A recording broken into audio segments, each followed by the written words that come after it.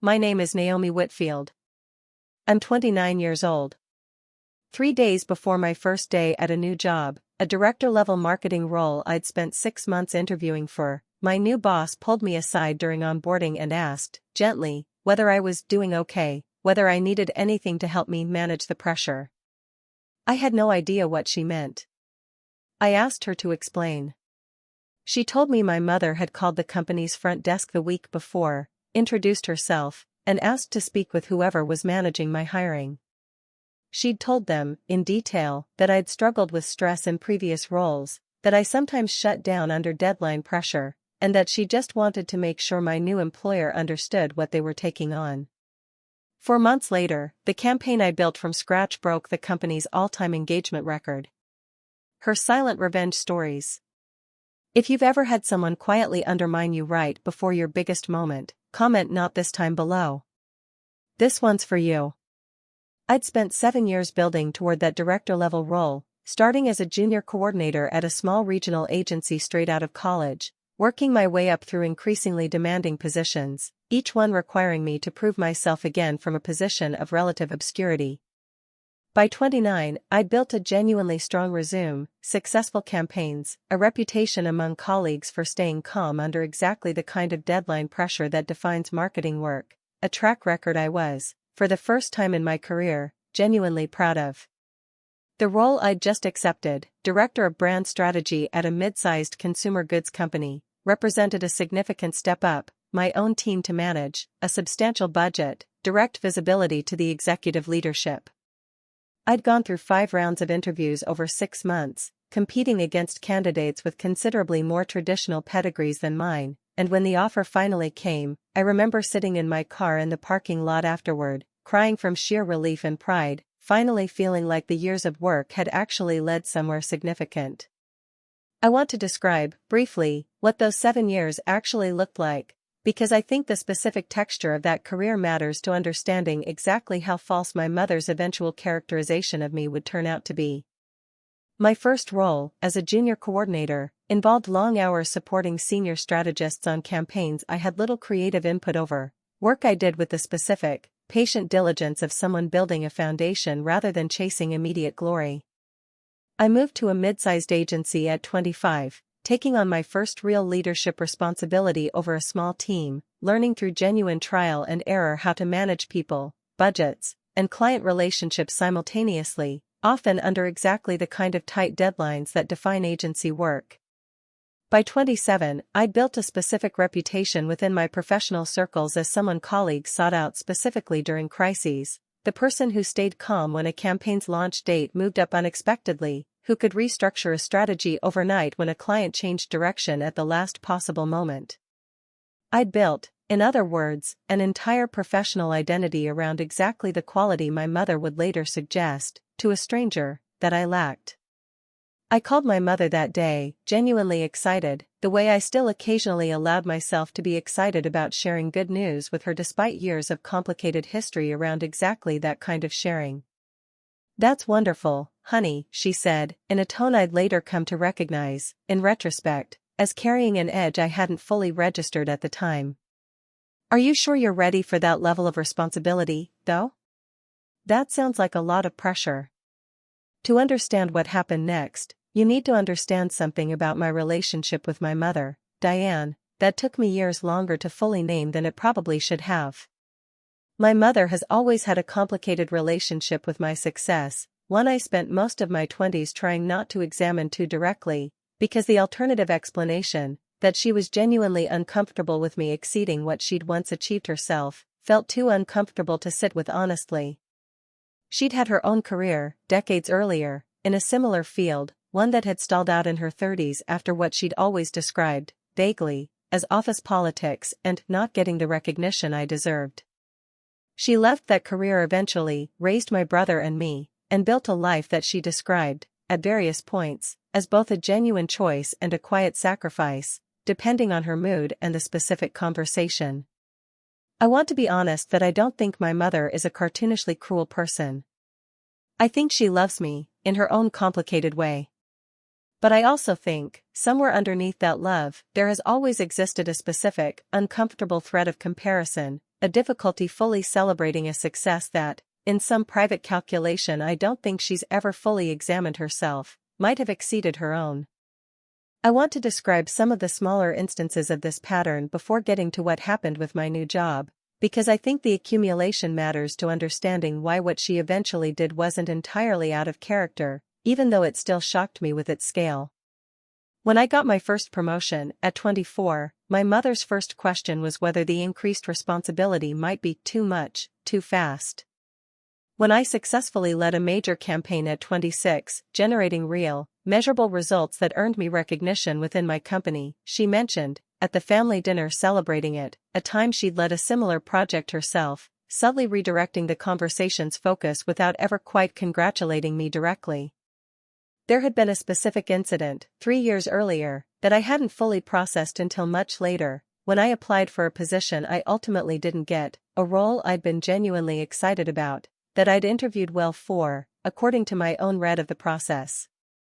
I later learned, entirely by accident, through a mutual connection, that my mother had reached out to someone she knew at that company, ostensibly just checking in about how the process was going, and had mentioned, in that conversation, that I'd had some struggles with anxiety in a previous role, information that wasn't entirely false, since I had, in fact, gone through a difficult period years earlier, but information she had no business sharing with anyone connected to my professional life, let alone framing in a way designed to raise doubt.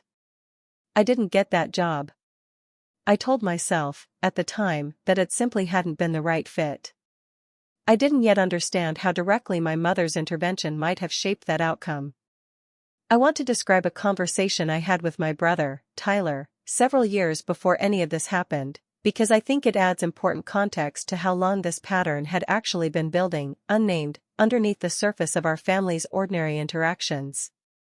Tyler, 2 years older than me, had built a steady, unremarkable career in logistics management, solid, respectable, but never quite reaching the specific level of visible achievement that seemed to trigger our mother's complicated reactions.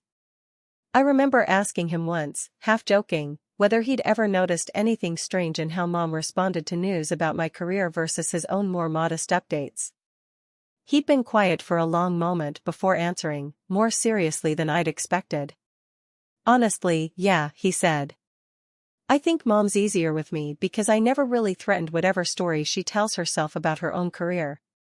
You're doing something closer to what she actually wanted for herself, and I think that's harder for her to just be simply happy about. I hadn't fully processed that conversation at the time, filing it away as an interesting observation rather than the specific, useful warning it would later turn out to be. Tyler, for his part, never experienced anything close to what eventually happened with my new job, a detail that, in retrospect, seemed to confirm exactly the dynamic he'd named years earlier, long before either of us fully understood how far it might eventually go. When the offer for the director role finally came, after 6 months of a genuinely rigorous process, I felt something I hadn't quite let myself feel in years, a specific, uncomplicated pride that I wanted, badly, to share fully with my family, despite the accumulated caution those years should have taught me. My father, when I told him, was straightforwardly, uncomplicatedly proud, the kind of clean, simple enthusiasm I'd learned to treasure precisely because it came without the layered ambivalence my mother's reactions always carried. "That's incredible, Naomi," he said. "I always knew you'd get somewhere like this." My mother's reaction, by contrast, carried the specific quality I'd learned to recognize over the years, genuine words of congratulation, delivered in a tone that somehow managed to undercut them slightly, followed almost immediately by a question about whether I was truly ready for the pressure such a role would bring.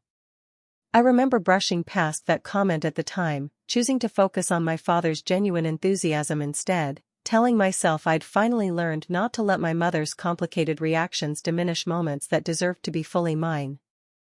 I had no idea, in that moment, how directly she was about to intervene in the very thing I was trying to protect.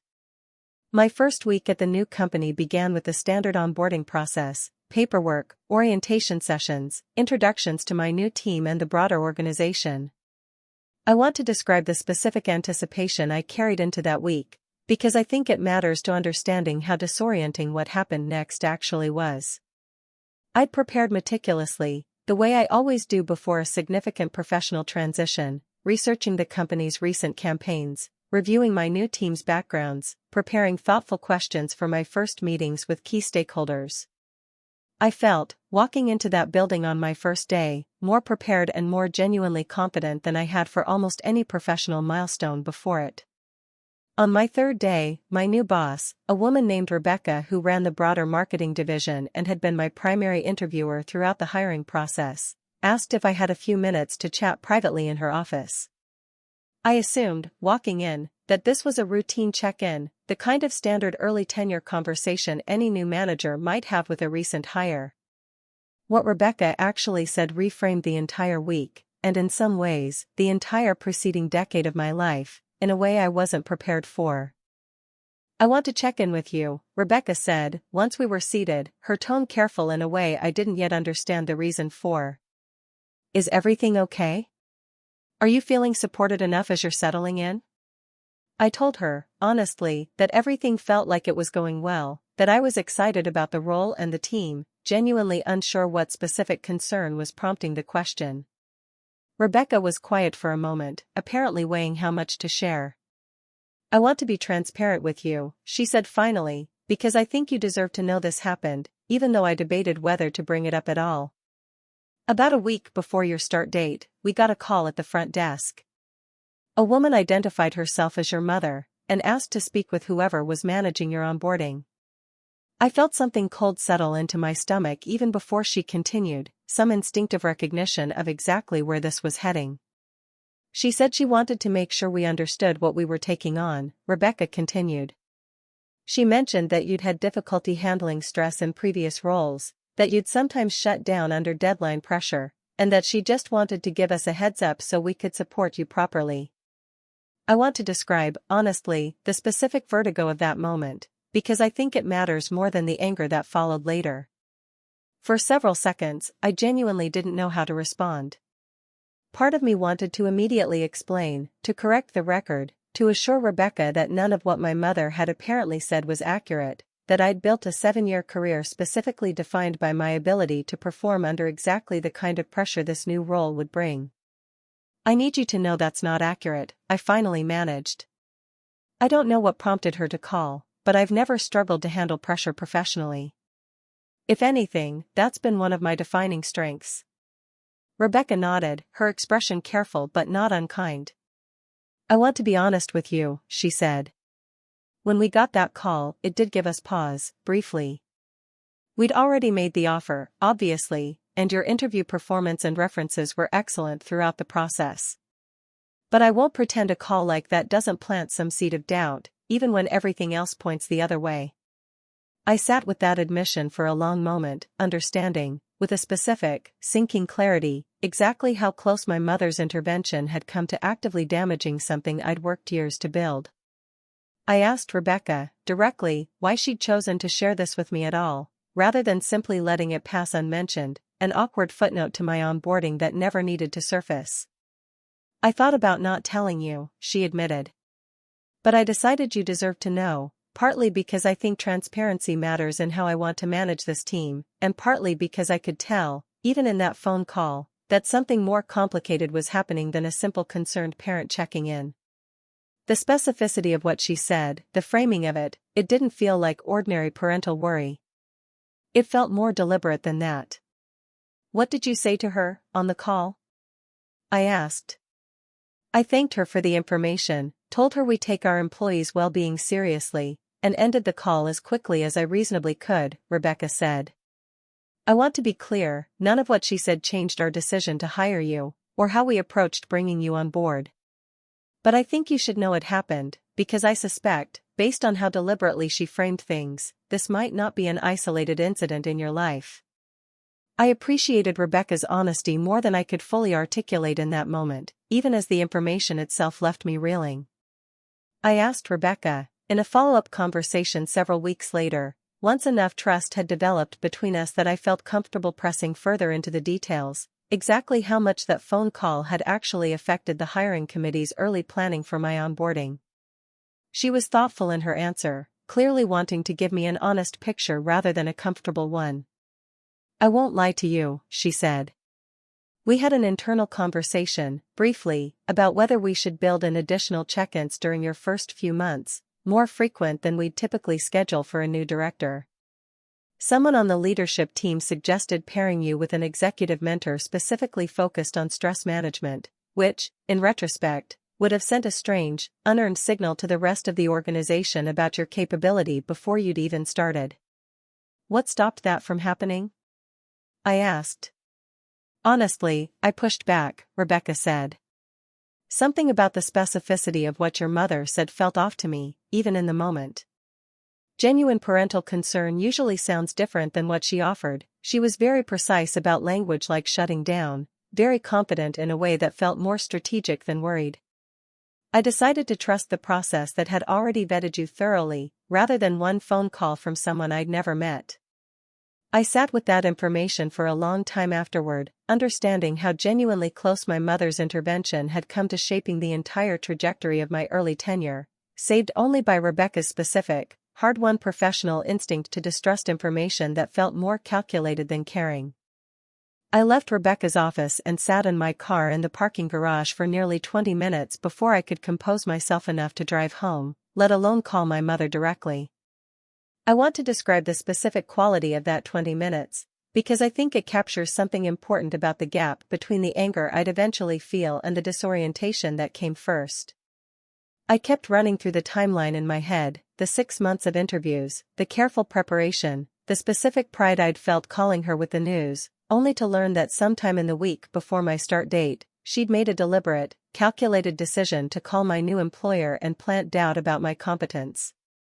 I called her that evening, once I'd had enough time to organize my thoughts into something coherent rather than purely reactive.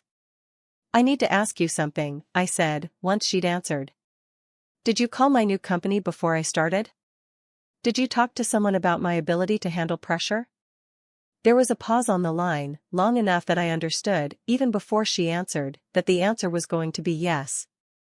I did call, yes, my mother said, her voice carrying a specific defensiveness that told me she'd anticipated this conversation happening eventually, even if she hadn't expected it quite this directly.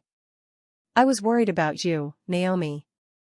That's a big step up, a lot of responsibility, and I just wanted to make sure they understood you might need some extra support. I didn't ask for that support, I said. I didn't need it. I've never needed it in this specific way you're describing, and you know that, because you've watched my entire career build specifically around my ability to handle exactly this kind of pressure. I just remembered how hard things were for you, that one difficult stretch, years ago, she said. I thought it was relevant information for them to have. That was 7 years ago, I said, my voice tighter than I intended. One difficult period, during a genuinely hard time in my life, that I worked through, that has nothing to do with my professional capability now. You took something private and painful from my past and used it to plant doubt about my present, before I'd even had a chance to prove myself in this role. I asked her, directly, the question I most needed an honest answer to, even though I suspected she might not give me one. Why would you do that? What were you actually trying to accomplish? My mother was quiet for a long moment. I don't know, she finally admitted, which surprised me, given how rarely she offered that kind of uncertain honesty. I think I was scared for you. I think, somewhere underneath that fear, there might have been something else too, something I don't fully understand myself. Something like what? I pressed. I don't know, she said again, though this time her voice carried a different quality, something closer to genuine self-examination than defensiveness. I think watching you get that job, that level of position, at your age, I think it brought something up in me that I haven't fully looked at. Something about my own career, maybe. I don't have a clean explanation for you, Naomi. I just know I made that call, and I can't take it back now. I sat with that admission, genuinely unsure whether it represented real insight or simply a more sophisticated deflection. I told her I needed time to think about what this meant for our relationship going forward, and ended the call before either of us said anything else that might make the situation harder to eventually repair. I told my husband, Marcus, everything that evening, watching his expression shift from confusion to a specific, quiet fury I rarely saw from him. She called your new boss and said you couldn't handle pressure, he repeated, as though making sure he'd understood correctly. Before you'd even started. That's not concern, Naomi. That's sabotage, whatever she's telling herself about her own motives. I don't think she'd frame it that way to herself, I said, though even as I said it, I understood the distinction might not matter much in terms of actual impact. It doesn't matter how she frames it internally, Marcus said. What matters is what she actually did, and what it could have cost you. You worked 6 months for that role. She could have undone all of it with one phone call, and the only reason she didn't is that Rebecca happened to be someone with enough integrity to look past it. I told him I needed to focus, for now, on actually succeeding in the role itself, rather than spending my early weeks consumed by anger at my mother. He agreed, though I could tell the anger he felt on my behalf wasn't going to fade as quickly as I was asking my own to. I debated for nearly 2 weeks whether to tell my father what my mother had done, given the complicated dynamics of their own marriage and my general reluctance to place him in the position of mediating between us. I eventually decided he deserved to know, both because I trusted his perspective and because I suspected, correctly as it turned out, that he might have insight into my mother's motivations that I lacked. His reaction, when I finally told him over the phone one evening, was a specific, quiet anger I rarely heard from him in relation to my mother, given how carefully he generally avoided direct conflict with her. I need you to know I had no idea she did that, he said. I would have told you immediately if I'd known, before it ever happened, not after. I told him I believed him completely, and asked whether he had any insight into what might have prompted her to make that call. He was quiet for a long moment. Your mother's had a complicated relationship with her own unfinished ambitions for as long as I've known her, he said. I think, watching you succeed at a level she never reached herself, brings something up in her that she's never fully dealt with. I'm not saying that to excuse what she did. I'm saying it because I think you deserve to understand the pattern, even if understanding it doesn't make it acceptable. Have you ever talked to her about this pattern directly? I asked. Not as directly as I should have over the years, he admitted. I think I've avoided it, the same way I avoid most conflict with her. I think that's on me, honestly, more than I've wanted to acknowledge until this happened. I want to describe, in some detail, the project that became central to everything that followed, because I think the specifics of what I built matter to understanding exactly how thoroughly my mother's characterization of me had been wrong. Rebecca assigned me, within my first month, to lead the company's largest campaign of the year, a major product relaunch that would require coordinating across multiple departments, managing a significant budget, and delivering results within an aggressive 4-month timeline. It was, by any reasonable measure, exactly the kind of high-pressure assignment my mother had suggested, to my new employer, I might not be able to handle. I threw myself into that project with a specific, focused intensity that drew, I think, at least partly from the anger I was still processing about my mother's phone call, not in an unhealthy, consuming way, but in the sense that I understood, clearly, exactly what was at stake in proving her characterization false, both to my new employer and, in some private way, to myself.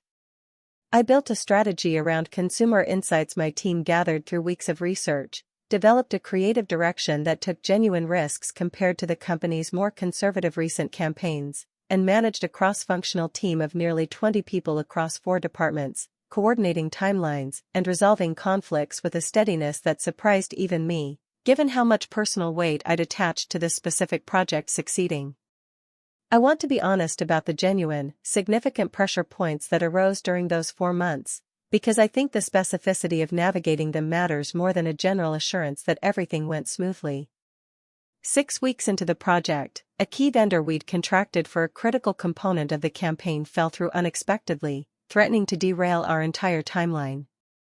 I remember sitting in my office late that evening, the specific, familiar clarity of crisis mode settling over me, the same steady focus that had defined my entire career, now directly contradicting everything my mother had told my new employer before I'd even started.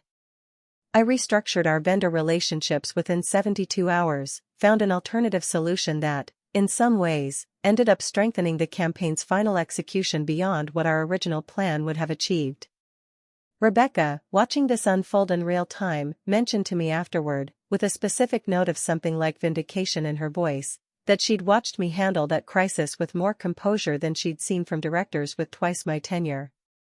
10 weeks in, a significant budget cut, imposed from above due to unrelated company-wide financial pressures, forced me to redesign a substantial portion of our media strategy with less than a month's notice. I want to describe this moment specifically, because it represented exactly the kind of scenario my mother had suggested I might shut down under, and instead, I found myself energized by the constraint, building a leaner, more creative solution that several senior executives later specifically praised as more effective than our original, more expensive plan. I want to describe one more pressure point from those 4 months, because I think it illustrates a different kind of stress than the vendor and budget crises, the interpersonal kind, which in my experience often proves harder to navigate than purely logistical challenges. Around week 12, 2 senior members of my cross-functional team, a creative director and a data analytics lead, developed a genuine, significant conflict over the campaign's creative direction, one that threatened to derail team cohesion during a critical stretch before launch. Both were talented, both had valid points, and both had, by the time it reached me, stopped communicating productively with each other entirely, routing everything through increasingly tense emails rather than direct conversation.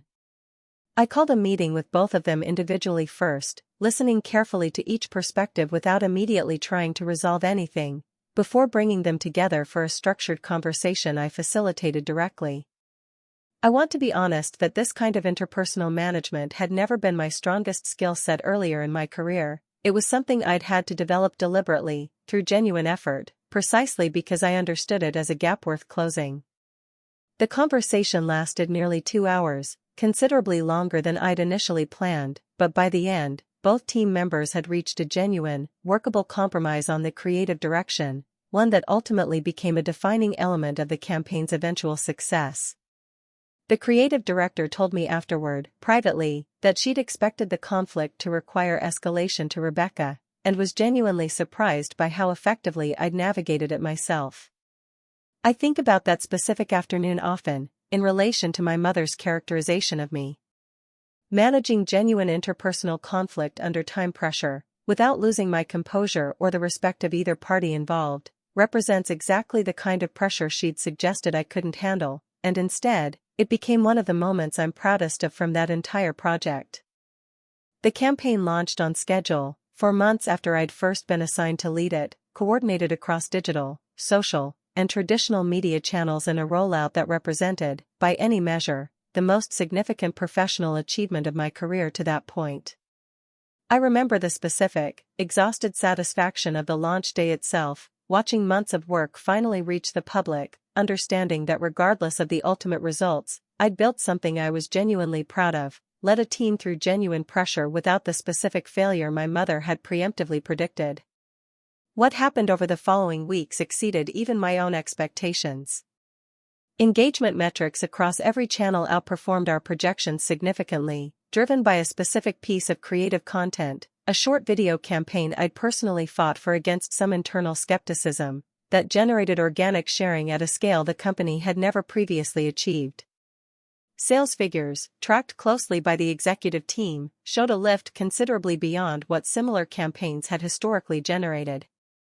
6 weeks after launch, Rebecca called me into her office again, this time with an expression entirely different from our conversation during my first week. I want to describe, in a bit more detail, the specific creative decision that ultimately drove much of the campaign's outsized success, because I think it illustrates exactly the kind of calculated risk-taking my mother had suggested I might not have the composure to attempt under pressure. Midway through the project, my creative team presented several concept directions for the campaign's centerpiece video content. Most were safe, conventional options, well within the company's established visual language. One, however, took a considerably bolder approach, a documentary-style format that abandoned much of the polish typical of the company's previous advertising, leaning instead into raw, authentic customer testimonials that some senior stakeholders initially found too risky for a major product relaunch. I fought for that riskier direction in a meeting with senior leadership, presenting research I'd personally compiled showing a broader industry shift toward exactly this kind of authentic content, understanding, even as I made the case, that if the gamble failed, the consequences would land squarely on my own early tenure in the role. Two senior vice presidents expressed skepticism directly in that meeting, and I remember the specific, steady clarity I felt defending the decision despite their pushback, exactly the composure under genuine professional pressure my mother had suggested, to my new employer, I might lack. The gamble paid off considerably beyond what even I had projected. That specific video became the centerpiece of the campaign's viral spread, generating the majority of the record-breaking engagement numbers that would eventually define the project's legacy within the company. "I wanted you to hear this from me directly," Rebecca said, once I was seated. "The engagement numbers from your campaign just came in from the final analytics review. You broke the company's all-time engagement record. Not just for this year, or this category. All-time, across every campaign this company has ever run."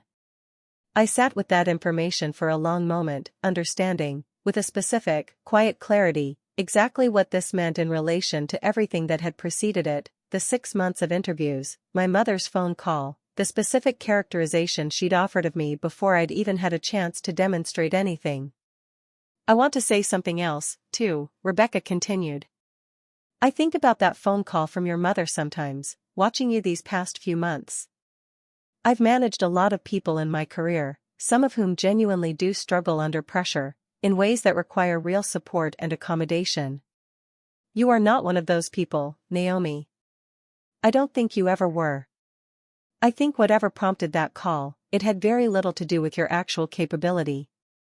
The success of the campaign generated recognition beyond just Rebecca's private acknowledgement. At the company's quarterly all-hands meeting, the CEO specifically highlighted the campaign's results, calling out my leadership by name in front of the entire organization, a level of visibility I hadn't anticipated so early in my tenure, and one that felt, given everything that had preceded it, like a particularly pointed vindication. I remember standing in that meeting, listening to the CEO describe the campaign's results in detail, watching colleagues throughout the room glance toward me with genuine, visible respect, and feeling a specific, complicated mixture of pride and something closer to grief, pride in what I'd actually built, and grief for the fact that my own mother had tried, deliberately, to prevent me from ever getting the chance to prove exactly this. Several senior leaders approached me individually over the following days, offering genuine, specific praise about different aspects of the campaign's execution. One executive vice president, a woman who'd been with the company for over 2 decades, told me directly that she couldn't remember a new director generating this kind of impact within their first 6 months in any role she'd witnessed throughout her tenure. In the weeks following the CEO's public recognition, several colleagues, some of whom I barely knew outside of occasional meetings, approached me with a specific curiosity about how I'd managed the project's various pressure points so effectively, apparently having heard, through the informal channels that circulate within any organization, some version of the story about the vendor crisis and the last-minute budget restructuring. One colleague, a director from an entirely different division, asked me directly, over coffee, how I'd developed the specific composure I'd apparently displayed throughout the project's more difficult stretches. I found myself, in answering her, articulating something I hadn't fully put into words before, that the composure itself had been built over 7 years of genuine practice, crisis by crisis, long before this specific project had ever tested it publicly. I didn't tell her about my mother's phone call, not out of any continued shame about it, but simply because the story felt, by that point, less central to my own understanding of what I'd built than it had in the immediate aftermath of learning about it. The record itself, and the years of work that had actually produced it, had become the more important story, the one I wanted colleagues to understand about my capability, rather than the specific, ugly detail of what my mother had tried and failed to accomplish before I'd even started. I debated, for several weeks after the results came in, whether to tell my mother directly about the campaign's success, given the complicated history now attached to this specific job. I ultimately decided I needed to, not primarily for her benefit, but because I understood, clearly, that avoiding the conversation would simply be another version of the quiet accommodation I'd extended her for years. I called her on a Sunday afternoon, keeping my tone measured, factual rather than triumphant. I wanted to let you know, I said, the campaign I led at my new job just broke the company's all-time engagement record. The CEO recognized it at our company meeting. Multiple senior executives have specifically praised the work. There was a long pause on the line. That's wonderful, Naomi, my mother finally said, her voice carrying a complicated mixture of genuine pride and something else I couldn't fully identify. I'm proud of you. I need you to understand what this means, I said, in relation to what you told them before I even started. You told my new employer I couldn't handle pressure, that I sometimes shut down under deadlines. I just led the most demanding project of my career, under genuine pressure, and produced the best results this company has ever recorded. I need you to actually sit with that gap, not just offer a polite congratulations and move past it. My mother was quiet for a long moment before responding, and when she did, her voice carried a specific quality of genuine reflection I hadn't heard from her in our earlier conversation about the phone call itself. I don't have a good explanation for why I did what I did, she said. I've thought about it a lot since we talked. I think, if I'm being fully honest with myself, some part of me wanted there to be a reason for you to struggle, even though I would never have admitted that to myself at the time. I think watching you succeed at that level scared me, in a way I didn't understand until just now, hearing you describe exactly how thoroughly you proved me wrong. Scared you how? I asked, genuinely wanting to understand, even as the admission itself landed with real weight. I think it made me confront exactly how much further you've gone than I ever did, she said. And instead of sitting with that honestly, I think I tried to create some evidence, in advance, that would explain the gap in a way that didn't require me to fully examine my own choices.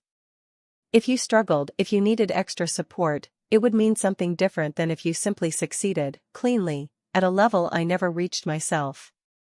I sat with my mother's admission for a long moment, understanding it as more honest than anything she'd offered in our earlier conversation, even as I didn't think it fully resolved what had happened. I appreciate you actually examining that, I told her. I think that's more honesty than I expected from you, and I don't want to diminish it.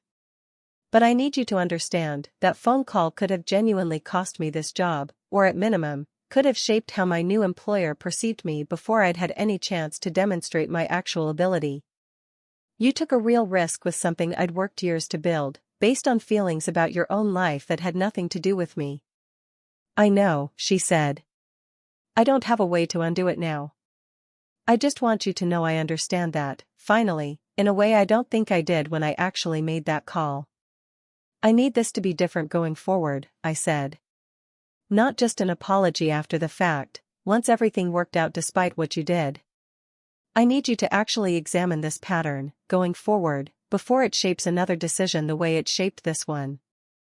A few days after that conversation, my mother called again, unprompted, with something she said she'd been thinking about since we'd last spoken. I want to actually do something concrete, she said, not just apologize and hope that's enough. I think I'd like to write a letter to your workplace, if you're comfortable with it, clarifying what I said and correcting the record directly, rather than just leaving it as something only you and Rebecca know the full truth about. I considered this offer carefully, genuinely moved by the specific concreteness of it, even as I ultimately decided against it. I appreciate you offering that, I told her, but I don't think that's actually necessary at this point. The results spoke for themselves more effectively than any letter could. What I need from you isn't a correction to their record. It's a correction to how you actually think about my success, going forward, in your own head, whether or not anyone else ever knows the details of what happened. She was quiet for a moment. That's harder than writing a letter, she admitted. I know, I said. But it's the only version of this that actually matters to me. In the months following that conversation, my relationship with my mother has existed in a careful, evolving form, built now on a foundation that requires more honesty from both of us than our relationship had previously demanded. She's made, to her credit, a specific, sustained effort to examine the pattern she finally admitted to, asking me, more than once, to help her notice when similar impulses arise, checking in with herself, out loud, when she catches an old instinct toward subtle undermining rather than genuine celebration. I don't think the underlying complexity in her feelings about my success has fully disappeared. I noticed, at a family gathering several months later, a brief flicker of something like the old pattern, when I mentioned a new project I was leading, a slight tightness in her expression before she caught herself, visibly, and offered genuine enthusiasm instead. I said nothing about the flicker itself, choosing instead to notice and appreciate the visible correction, understanding that catching an old instinct in real time, even imperfectly, represented real progress from where she'd started. About 8 months after our difficult conversation, my mother told me something that surprised me, given how completely her own career ambitions had seemed to fade into the background of her life over the preceding decades. "I've been thinking about going back to school," she said, during an ordinary phone call that had nothing to do with my own career at all. "Something in social work, the field I originally wanted to pursue before I had you and Tyler. I think I need to actually build something of my own, rather than just having complicated feelings about what you've built instead." I told her I thought that sounded like a genuinely good idea, and I meant it, understanding, in that moment, that this specific pursuit might address something at the actual root of the pattern that had led to her phone call in the first place, more effectively than any amount of guilt or apology ever could. She enrolled in a part-time program the following semester, and has since spoken about her coursework with a specific, genuine enthusiasm I hadn't heard from her in years, an enthusiasm that, I've noticed, has coincided with a corresponding decrease in the complicated undertones that used to accompany conversations about my own career. I don't think this is coincidental. I think, in some meaningful way, she'd finally begun building the kind of achievement that had been missing from her own life, one that no longer required my success to serve as an uncomfortable measuring stick against her own unfinished ambitions. People who hear this story sometimes expect me to say I cut my mother off entirely once I learned what she'd done, that this represented the final rupture in an already complicated relationship. It didn't, and I think it's more honest to say so, even though the cleaner, more dramatic version might feel more satisfying to imagine. What actually happened was more complicated, a genuine betrayal, one that could have significantly damaged something I'd spent years building, forced into the open a pattern my mother had likely been enacting, in smaller ways, for most of my adult life, without either of us fully naming it directly until this specific incident made it impossible to avoid.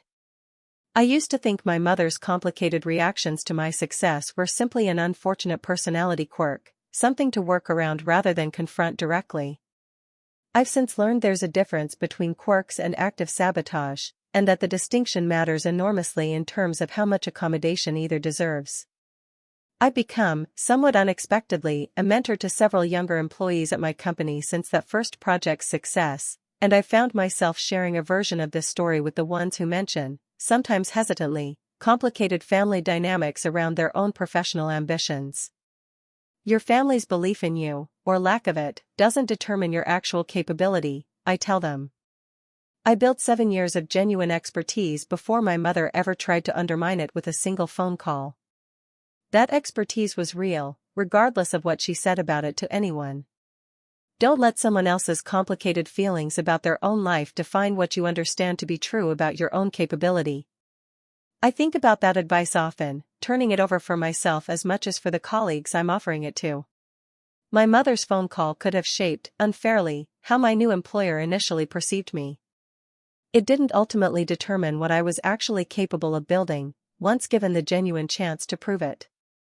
If there's a lesson in this, it's one I carry with me now every time I walk into that building where Rebecca first told me what my mother had done, the same building where, months later, I stood in front of the entire company while the CEO described results that directly contradicted everything my mother had tried to preemptively establish. Competence doesn't require anyone's advance permission to be real. I was capable of handling genuine, significant pressure long before my mother suggested otherwise to my new employer, and I remained capable of it regardless of what she said, building results that spoke considerably louder than any phone call could have undermined, given the genuine chance to demonstrate them. On my 1-year anniversary at the company, Rebecca invited me to lunch, a gesture I understood as both a genuine celebration of the year's work and, I think, a specific acknowledgement of everything that had unfolded since that first difficult conversation in her office. I think about that phone call sometimes, she told me, over lunch, and how differently this year could have gone if I'd let it shape how I managed you from the start. I'm genuinely grateful I trusted what I'd already seen in the interview process instead. I told her I was grateful too, understanding, in that moment, how much the outcome of the entire situation had actually depended on Rebecca's specific choice to extend trust rather than caution, a choice that hadn't been guaranteed, and that I understood, increasingly, as its own kind of quiet grace I hadn't fully earned or controlled myself. I also wanted to tell you, Rebecca added, we're promoting you again, actually. A broader strategic role, overseeing multiple brand teams rather than just the one. I think you're more than ready for it, and I think, frankly, the company would be foolish not to recognize what you've built here. I sat with that news for a long moment, understanding it as its own kind of full-circle vindication, not just surviving the doubt my mother had tried to plant, but building, in its aftermath, something that had grown considerably beyond even the role she'd originally tried to undermine. I think, if there's a single thing I'd want other daughters navigating similarly complicated maternal relationships to take from this story, it's the specific, hard-won understanding that a parent's discomfort with your success is not evidence against your capability, however convincingly it might be dressed up as concern or caution. I spent years absorbing my mother's complicated reactions to my achievements as though they carried some kind of legitimate authority over how I should understand my own worth. I've since learned that a parent's unresolved feelings about their own unfinished ambitions are not a reliable measure of anything about their child's actual capability, however much those feelings might masquerade as concern in the moment they're expressed. If you've ever had someone close to you try to plant doubt right before your biggest moment, I'd love to hear how you handled it, and what happened next. Let me know in the comments. And if this story meant something to you, consider subscribing. There are more stories like this one coming every week.